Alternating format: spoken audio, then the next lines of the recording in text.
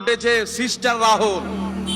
আমি ওকে সিস্টার এই জন্য বলি যে আমি অতক্ষণ পর্যন্ত তোমাকে বাপের বেটা মনে করব না যতক্ষণ পর্যন্ত তুমি আমার সামনে সরাসরি বসবে না।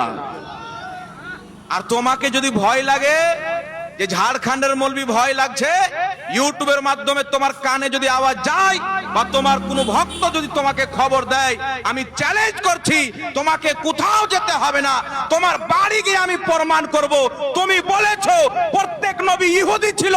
আল্লাহর কসম খেয়ে বলি, যারা প্রত্যেক নবীকে ইহুদি বলে তারা মুসলমান না, কোরআন পাককে অস্বীকার করার কারণে স্পষ্টভাবে তারা কাফির হয়ে যায়। তো কতগুলো নবী রাসূলের নাম আছে? এরা কারা? এরা কারা? ইউসুফ ইহুদি, ইয়াকুব ইহুদি, মূসা ইহুদি, দাউদ ইহুদি, সুলাইমান ইহুদি, ইউনুস ইহুদি। যার নাম আছে সর্বশেষ নাম হচ্ছে বনি ইসরাইলের মধ্যে নবী ঈসা আলাইহিস সালাম, ইনিও ইহুদি। কথা কি বুঝতে পারছেন?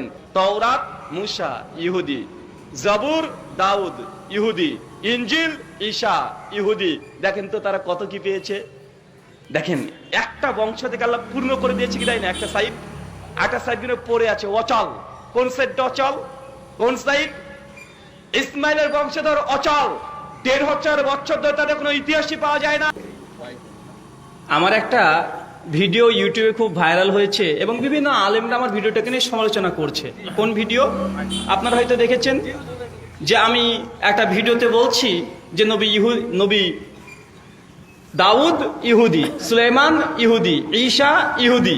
এই ভিডিওটা না ভাই, এই ৩০-৩৫ সেকেন্ড খুব চলছে মার্কেটে। আমি যে ভালোই হয়েছে, খারাপ কিছু হয়নি। আসলে একটা আলোচ্য বিষয় ছিল এবছরের, এটা গত বছরের ভিডিও। অনেক মানুষরা বলছে দেখো আহলে হাদিসরা ইহুদির দালাল প্রমাণ, কি দেখো বক্তা নবীকে ইহুদি বলছে। এটা কিন্তু আজকের বক্তৃতা নেই, 1 বছর আগেকার। তো ওইখানে আমার আলোচ্য বিষয় ছিল, আমাকে দেওয়া হয়েছিল যে ইহুদি জাতির ধ্বংসের কারণ এবং মুসলিমদের শিক্ষা। আমি ওখানে সূরা বাকারার ৪৭ নম্বর আয়াতের তাফসীর করছিলাম। আল্লাহ যেখানে বলেছে যে বানি ইসরাইলকে আল্লাহ সাদা নিয়ামত দিয়ে পূর্ণ করে দিয়েছিল। কাকে? বানি ইসরাইল। আসলে ভাই আলেম যারা আছেন, বানি ইসরাইল কারা? বানি ইসরাইল কারা? বানি ইসরাইল নবী ইয়াকুব আলাইহিস সালামের বংশধর যারা আছে, এই বংশধরে কারা পড়ে? কোন ধর্মের মানুষ পড়ে? ইহুদি, খ্রিস্টান। কোরআনে বারবার আল্লাহ বলছেন কুল ইয়াহালাল কিতাব। আহলে কিতাব কারা? আহলে কিতাব কারা? ইহুদি এবং খ্রিস্টান, এরা হচ্ছে আহলে কিতাব। তা আমি ওই আলোচনাটা বলছিলাম যে আল্লাহ সুবহানাহু ওয়া তাআলা এই ইহুদি এদেরকে আল্লাহ এত নিয়ামত দিয়েছিল, বানি ইসরাইলকে নিয়ামত দিয়ে আল্লাহ পূর্ণ করে দিয়েছে। আমাদের মুসলমানকে তো আল্লাহ একটা, মানে ইসমাইলের বংশ থেকে মাত্র একটা আসমানি গ্রন্থ দিয়েছে, তার নাম কি? আল কোরআন।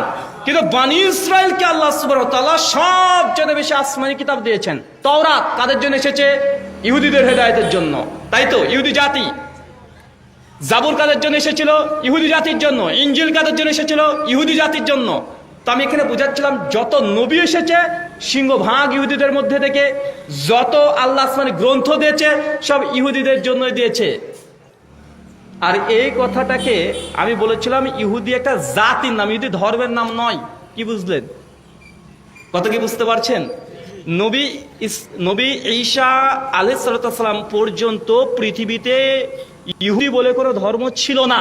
পৃথিবীর ইতিহাস উল্টে দেখেন, ছিল না। সেই সময় ছিল ইহুদি একটা জাতির নাম, একটা গোত্রের নাম, বংশের নাম। কিসের নাম? জাতি, গোত্র, বংশ ছিল ইহুদি। এটা পরবর্তী সময়তে ধর্মে পরিণত হয়েছে। এটা উদাহরণ দিলে বুঝতে পারবেন। নবী ইব্রাহিম আলাইহিস সালাম তার 2 জন সন্তান, একটা ইসমাইল, একটা ইসহাক। ইসহাকের সন্তানের নাম ইয়াকুব। ইয়াকুব আলাইহিস সালামের ছিল 12টা সন্তান। 12 সন্তানের একটা সন্তানের নাম ছিল ইয়াহুদা। আর এই ইয়াহুদা থেকে এসেছে ইহুদি। কথা বুঝতে পারছেন? আর এই ইয়াহুদার বংশধর তার আরো সন্তান ছিল 7 থেকে 8টা।